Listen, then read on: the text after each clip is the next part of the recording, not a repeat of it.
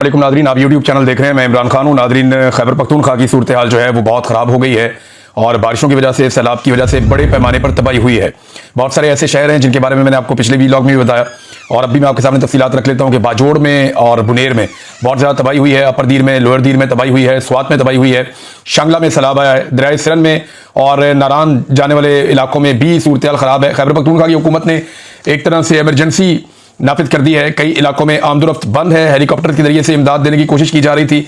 एक हेलीकॉप्टर तबाह भी हुआ है और अब तक की इत्तला के मुताबिक बड़े अफसोसनाक वाकयात में 250 से जायद जो लोग हैं वो जाँ बहक हो गए हैं। ये कुदरती आफत है।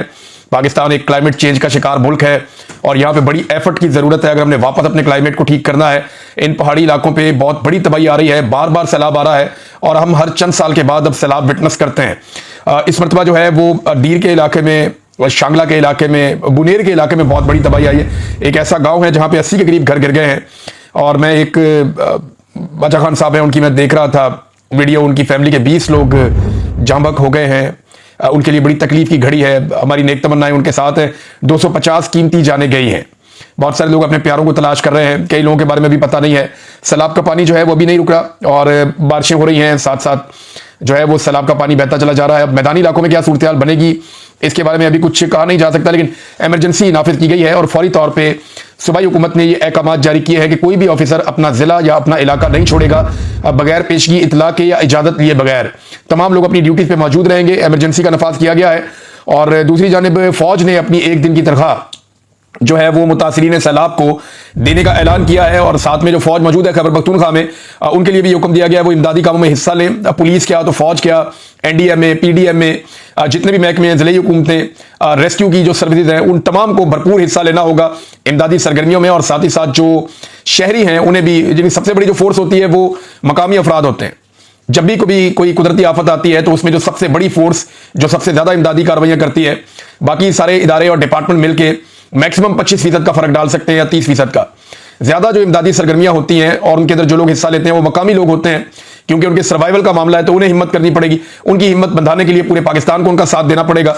उन्हें बहुत सारे वसाइल चाहिए होंगे। मेरी लोगों के पास जो अनाज जमा था, जो खुराक जमा थी, वो भी अब उस तरह मौजूद नहीं है। लोगों के सर पे छत मौजूद नहीं है। बड़ी तादाद में अब खैमे चाहिए होंगे लोगों को। खैमों के साथ साथ लोगों को खुराक का बंदोबस्त करना होगा। सूबाई और वफाकी हुकूमत की जिम्मेदारी बहुत ज्यादा बढ़ जाती है। मरियम नवाज ने गंडापुर साहब से रब्ता किया, बड़ी अच्छी बात है। उन्होंने कहा यकीन दहानी करवाते हैं कि हर मुमकिन मदद हम करेंगे। ये बड़ी पॉजिटिव साइड है। और देखें, इस तरह के मौकों के ऊपर आप सियासत को और बाकी चीजों को साइड पर रख देते हैं। बेशक मरियम नवाज की हुकूमत जो है वो एक जाली हुकूमत है और वो वज़ीर आला नहीं है। यहाँ पे होना तो ये चाहिए था, जिनकी हुकूमत है मैंडेट वाली हुकूमत होती, पाकिस्तान तहरीक इंसाफ का वज़ीर आला फोन करता है गंडापुर को, या जो वज़ीर आज़म है वो तहरीक इंसाफ का मौजूद होता और वो कहता कि जनाब हम यहाँ पे पूरा काम करेंगे खैबर पख्तूनख्वा में। लेकिन जो जाली लोग बिठाए गए हैं, रियासत उनके कंट्रोल में है। अब ये रियासत की रिस्पॉन्सिबिलिटी है कि फौरी तौर पर जो है वो खैबर पख्तूनख्वा में जितने भी लोग मुतासिर हुए हैं उनकी मदद की जाए। वफाक को फौरी तौर पर खैबर पख्तूनख्वा के जो वाजिबात हैं वो अदा करने चाहिए ताकि वो अपने शहरियों के तहफ़्फ़ुज़ में और उनकी मदद में भरपूर तरीके से फंड्स को खर्च कर सके। ना सिर्फ खैबर पख्तूनख्वा की गवर्नमेंट को अपने फंड खर्च करने चाहिए, बल्कि वफाक को वो फंड जो खैबर पख्तूनख्वा को देने हैं और वाजिबुल अदा है वो फंड्स फौरी तौर पे अदा करने चाहिए ताकि भरपूर इमदादी कामों में ये पैसा काम आ सके। जो पैसा आपके मुश्किल वक्त में काम ना आए उसका क्या फायदा। अब ये बेहतरीन वक्त है कि खैबर पख्तूनख्वा की हुकूमत को उसका पैसा लौटा दिया जाए ताकि वो इमदादी कामों में उस पैसे को लगा सके। अपनी अलग अलग 1-1.5 इंच की मस्जिद बनाने की बजाय यहाँ पे बेहतर यह है कि तमाम इदारे एक कोऑर्डिनेशन के तहत काम करे। सूबाई हुकूमत जो है वो सबको कमांड करे और सबके साथ मिलकर काम करे और साथ ही साथ जो है वो जिले हुकूमतें इसमें बहुत इंपॉर्टेंट रोल प्ले करती हैं। देखिए, अगर किसी जगह पे जमात इस्लामी की लोकल नुमाइंदगान जमात इस्लामी के हैं या फजल रहमान साहब की पार्टी के हैं या पीटीआई के हैं या किसी और पार्टी के हैं, उनके जरिए से जब आप काम करवाएंगे तो ज्यादा इफेक्टिव काम होगा। इस वक्त अपनी अपनी सियासत भूल जाए, एस्टेब्लिशमेंट अपनी सियासत भूल जाए, सियासी जमातें अपनी सियासत भूल जाएं और सबको मिलकर इस वक्त सैलाब मुतासिरीन की मदद करनी है। और उसके लिए जो सबसे बेहतरीन मैकेनिज्म है वो मकामी हुकूमतें हैं, यानी जिसको आप काउंसलर कहते हैं। मकामी जो मेयर होते हैं या नाजिम होते हैं या निचले लेवल पे जितने भी काउंसलर वगैरह हैं, वो ज्यादा बेहतर काम कर सकते हैं। वजह यह है कि वो ग्राउंड के ऊपर लोगों के साथ जुड़े हुए हैं। उन्हें एग्जैक्टली पता है कि उनके इलाके में यूनियन काउंसिल में कितने घर गिरे हैं, कितने लोग जो है वो बेघर हुए हैं, कितने लोग जो है जाँ बहक हुए हैं, कितने लोगों का क्या नुकसान हुआ है। तो यहाँ पे मकामी नुमाइंदगान को, जो वहां के लोकल लीडर्स हैं, चाहे उनका ताल्लुक जिस भी पोलिटिकल पार्टी से, उनको मैक्सिमम इस्तेमाल किया जाए ताकि लोगों की भरपूर तरीके से मदद की जा सके। 250 अफराद जाँ बहक हुए हैं, ये छोटा नंबर नहीं है और ये आनंद फानंद सब कुछ हुआ है। बिल्कुल किसी को समझ नहीं आई, इतनी तेजी से सैलाब आया है और बड़े अजीबोगरीब मनाजिर हमने देखे हैं, बड़ी तबाही हमने देखी है खैबर पख्तूनख्वा में और अभी आदाद शुमार मजीद आ रहे हैं, उनके बारे में हम बात करते रहेंगे। सैलाब मुतासरीन के लिए सबसे ज्यादा मदद पाकिस्तानी खुद कर सकते हैं। पाकिस्तानियों को बढ़ चढ़ के इसमें हिस्सा लेना चाहिए और इसके लिए हम रिकमेंड भी करेंगे कि कौन लोग बेहतरीन काम कर रहे हैं और उम्मीद है आने वाले दिनों में हम लोग भी काम शुरू करेंगे। मेरे पास पाकिस्तान में पूरी एक बहुत बड़ी टीम थी, मैं उनसे गुजारिश करूंगा वो एक्टिव हो जाएं सब लोग और भरपूर तरीके से मदद करें। जो मेरे से बन पड़ेगा मैं हाजिर हूं हर तरह की खिदमत के लिए और जो बाकी लोग मौजूद हैं वो अपने हमवतनों की मदद के लिए आगे बढ़ें। नादरीन, ये सैलाब की सूरत हाल है, इस पर आपको अपडेट भी करते रहेंगे, चीजें आपको बताते रहेंगे। बैनुल-अक़वामी सतह पर एक बहुत बड़ी खबर है, ट्रंप की पुतिन से मुलाकात, ये आलमी मंजरनामे में इस वक्त की सबसे बड़ी खबर है। दो सुपर पावरें जो बहुत बड़े दो ताकतें हैं दुनिया की, उनके सरबराह आपस में मिले हैं। कैसे मिले ये मैं आपको वीलॉग में आगे चलकर बताता हूं, लेकिन पाकिस्तान के अंदर एक नया बयानिया लॉन्च हो रहा है। मुझे कुछ बड़े जिम्मेदार लोगों ने बताया कि अब हमें बुलवाया जाता है और बुलाकर हमें एस्टेब्लिशमेंट की जानिब से यह कहा जाता है कि कायद-ए-आज़म मोहम्मद अली जिन्ना ने या माजी में जो पाकिस्तान के लीडरान थे उन्होंने जो मौक़िफ़ रखा आलमी इशूज़ के ऊपर, खासतौर पर वो कश्मीर की और फ़लस्तीन की और दीगर कुछ और इशूज़ हैं उन पर बात करते हैं और इशारों में बात करते हैं, बाज़ लोगों के साथ खुलकर बात करते हैं कि 70 साल की पॉलिसी इस वक्त नहीं चल सकती। 70 से 80 साल पुराने नजरियात और जो पॉलिसीज हैं वो उस दौर के मुताबिक ठीक थे, अब दौर बदल चुका है। वो कहते हैं कि जनाब जदीद दौर आ गया, सूरत हाल तब्दील हो गई है, लिहाजा अब एक नई पॉलिसी के साथ पाकिस्तान को चलाना पड़ेगा और इसके लिए ग्राउंड बनानी शुरू की जा रही है।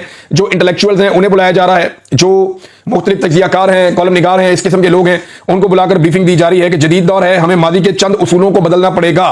वो उसूल जो बानियाने पाकिस्तान के साथ जाकर मिलते हैं, जिन लोगों ने पाकिस्तान बनाया, खासतौर पर कायद-ए-आज़म मोहम्मद अली जिन्ना, उनके उसूलों को भी छोड़ना पड़ेगा। और आपको पता है अब्राहम कार्ड के तहत अब ये चाहता है डोनाल्ड ट्रंप के पाकिस्तान इसराइल को तस्लीम करे और उसमें पाकिस्तान के मौक़िफ़ में एक लचक आई है। लचक पाकिस्तान के मौक़िफ़ में ये आई है कि पाकिस्तान 2 स्टेट जो है वो सलूशन की तरफ जाना चाहता है कि इसराइल को भी बाकायदा एक मुल्क बनाया जाए और कुछ इलाके उन्हें दिए जाएं और फ़लस्तीन को भी बाकायदा एक मुल्क बनाया जाए और कुछ इलाके उनको दिए जाएं। पाकिस्तान का मौक़िफ़ पहले बड़ा सख्त रहा है कि ये सारे जो मकबूजा इलाके हैं ये फ़लस्तीनियों की मलकियत है, फ़लस्तीनियों को उनकी होमलैंड वापस दी जाए। लेकिन अब पाकिस्तान का मौक़िफ़ थोड़ा थोड़ा ट्विस्ट कर रहा है और आने वाले दिनों में आप ये चीज़ें देखेंगे क्योंकि इस बयानिए के ऊपर काम हो रहा है। ये बयानिया लॉन्च किया गया है इस्लामाबाद की बैठकों में, रावलपिंडी की बैठकों में और मुख्तलिफ जगहों पे पाकिस्तान में इसके ऊपर बातचीत हो रही है और जिन लोगों से बातचीत हुई है उन्होंने मुझे बताया और मैं बराह रास्त इसके बारे में बहुत कुछ जानता हूं। आने वाले दिनों में ये चीजें हम आपके सामने रखेंगे। नाज़रीन, बयानिया जो भी बनाया जाए उस बयानिए में एक चीज जो है वो रुकावट रहती है, वो इमरान खान है और इस रुकावट को दूर करने के लिए एस्टेब्लिशमेंट ने पूरी कोशिश की है लेकिन ये रुकावट दूर हो नहीं रही। आज मैं एक वीडियो देख रहा था, ये यौम आज़ादी के सिलसिले में एक तकरीब रखी गई थी, उसमें एक बच्चा है छोटा सा और वो तकरीर कर रहा था, बड़े शौक से सब लोग सुन रहे थे कि अचानक से वो बच्चे ने जो है ना वो इमरान खान जिंदाबाद के नारे लगाना शुरू कर दिए और जो स्टेज के ऊपर मुंतजिम मौजूद था उसकी दौड़े लग गई, वो भाग कर आया और बच्चे से माइक छीनने की उसने कोशिश की और उसके बाद वीडियो कट हो गई।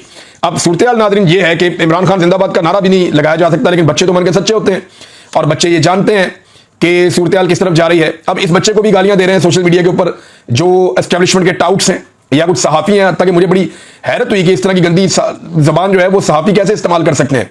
भाई एक छोटा बच्चा है, अगर उसने इमरान खान जिंदाबाद का नारा लगा दिया तो इससे क्या फर्क पड़ता है? पाकिस्तान में जमहूरियत है, कोई भी शख्स कोई भी नारा लगा सकता है और अगर उसने ये नारा लगाया है तो ये इसकी चॉइस है, उसको ये इजाजत दी जाए। आप क्या साबित करना चाहते हैं कि आप इस मुल्क में किसी बच्चे को भी बोलने की इजाजत नहीं देंगे? क्या मुकम्मल तौर पर फिरौनियत लागू कर दी गई है इस मुल्क पे? ये बच्चे की जो आवाज़ है और बच्चे ने जो बात की है उससे ये आपको समझ जाना चाहिए कि चीजें आपके कंट्रोल से बाहर है और एस्टेब्लिशमेंट जितनी जल्दी इस गंदी सियासत से अपने आप को बाहर निकाल लेगी उतना ही एस्टेब्लिशमेंट के लिए बेहतर होगा।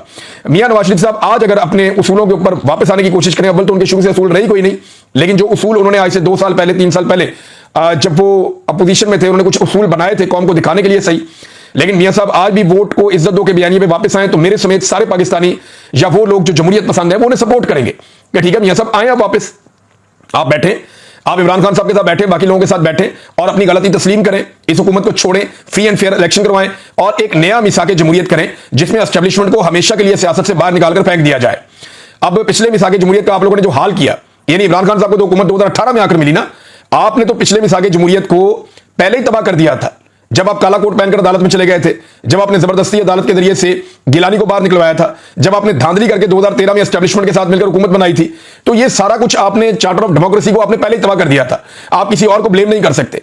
आज आप लोगों की जिम्मेदारी है, रवायती सियासी जमातें हैं, इमरान खान साहब को आप लोगों को मनाना पड़ेगा और इमरान खान साहब जो है वो ये कई मरतबा कह चुके हैं कि पाकिस्तान की खातिर मैं दिल बड़ा करने के लिए तैयार हूं, मुझे अपने किसी मामले का बदला नहीं लेना, लेकिन पाकिस्तान को अगर आगे बढ़ना है तो एस्टेब्लिशमेंट की बेसाखियों के बगैर आगे बढ़ना होगा। हाँ, एस्टेब्लिशमेंट का जो किरदार है, जो काम है, वो उनसे लिया जाए और जो उनको ड्यूटी दी जाए वो ड्यूटी पूरी करें, लेकिन ये वो मुल्क नहीं चला सकते, मुल्क की तकदीर के फैसले वो नहीं कर सकते। इस मामले को खत्म करना पड़ेगा। नाज़रीन, इंतखाबात में धांधली के हवाले से एक सर्वे और हमारे पास मौजूद है रिपब्लिक पॉलिसी का, और वो ये कहते हैं जनाब कि ये सर्वे हमने करवाया लाहौर में कि 2024 के इंतखाबात में लाहौर के शहरी क्या समझते हैं कि धांधली हुई या नहीं हुई। सिंपल क्वेश्चन यह है कि क्या आप समझते हैं कि 2024 के इंतखाबात में 8 फरवरी को जो हुए उनमें धांधली हुई या नहीं हुई। तो लाहौर के 87% 87% शहरी ये समझते हैं कि 2024 में जो 8 फरवरी को इंतखाबात हुए थे उनमें धांधली हुई है। ये तो बेचारे मियां जावेद लतीफ साहब खुद कहते हैं कि हम तो इलेक्शन हार गए थे, हमें तो जबरदस्ती लाके हुकूमत में बिठाया गया है। यानी एक ऐसा आदमी भी है पीएमएलएन में जो खुलकर ये बात करता है। और इस बात पे मैं मियां जावेद लतीफ साहब को दाद देना चाहता हूं कि चलो उन्होंने खुल के बात तो की कि हम तो इलेक्शन सारे हार गए थे, हमें तो जबरदस्ती हुकूमत दी गई है। यही बात राणा सनाउल्लाह साहब भी इशारों में कर चुके हैं। पीएमएलएन के और बहुत सारे लोग भी ये बात करते हैं कि जनाब ये हमारे साथ ज्यादती की गई है, हम तो इलेक्शन हार गए थे, मियां साहब तो तकरीर किए बगैर वापस चले गए थे, पाकिस्तान तहरीक इंसाफ इलेक्शन जीत गई थी, लेकिन फिर हमें बुलाकर जबरदस्ती हुकूमत हमारे हवाले कर दी गई। 87% लोग कहते हैं कि धांधली हुई है इंतखाबात में, सिर्फ 5% लोग कहते हैं कि नहीं हुई। अब ये 5% लोग कौन है? ये कट्टर कोई पीएमएलएन के लोग होंगे जिनको लगता होगा कि नवाज शरीफ साहब इलेक्शन ठीक जीते हैं या उन्हें हुकूमत ठीक मिली है। हालांकि जो इतलात आ रही हैं उनमें मुबैना तौर पर यह भी बताया जाता है कि नवाज शरीफ साहब के और यास्मीन राशिद साहबा के इलेक्शन में जब आरओ ने इनकार कर दिया कि वो धांधली नहीं करेगा तो उस पर मुबैना तौर पर तशद्दुद भी किया गया उस आरओ के ऊपर, और नया आरओ लाया गया, उसके ऊपर पैसा खर्च किया गया और फिर उस आरओ के जरिए से जाली फॉर्म 47 जारी करवाए गए जो इंतहाई ढीले किस्म के हैं। यानी नवाज शरीफ साहब को जब चाहे बाजू मरोड़ दें उनका, जब चाहे उन्हें कंट्रोल कर लें। 8% लोग जो हैं वो ये कहते हैं कि जनाब हमें पता ही नहीं है कि धांधली हुई है या नहीं हुई। लेकिन 87% एक बहुत बड़ा फिगर है जो इस सर्वे के मुताबिक ये कह रहा है कि लाहौर में धांधली हुई है। मरियम नवाज साहबा नादरीन पहुंच गई हैं जापान के दौरे पर, और जापान का दौरा उनका तय था, काफी अरसे से पता था कि ये जापान जाएंगी। अब जापान में मरियम नवाज साहबा के 2 प्रोग्राम होने जा रहे हैं जिनके बारे में रोला पड़ा हुआ है। एक एम्बेसी के अंदर होने जा रहा है और एक कोई हॉल है जहां पे प्रोग्राम होना है। इन दोनों प्रोग्राम्स के लिए बड़ी अजीबोगरीब शराइत रख दी गई हैं वहां एम्बेसी और स्टाफ की जानिब से। यानी एक तो यह है कि एक बंदा जो इस प्रोग्राम में शिरकत करेगा, एक एक आदमी उसका पूरा बायोडाटा चेक किया जाएगा, उसका सारा रिकॉर्ड चेक किया जाएगा, देखा जाएगा कि यह आदमी किसी दौर में भी कहीं पे भी कोई एक पोस्ट भी इसने इमरान खान के हक में तो नहीं की हुई।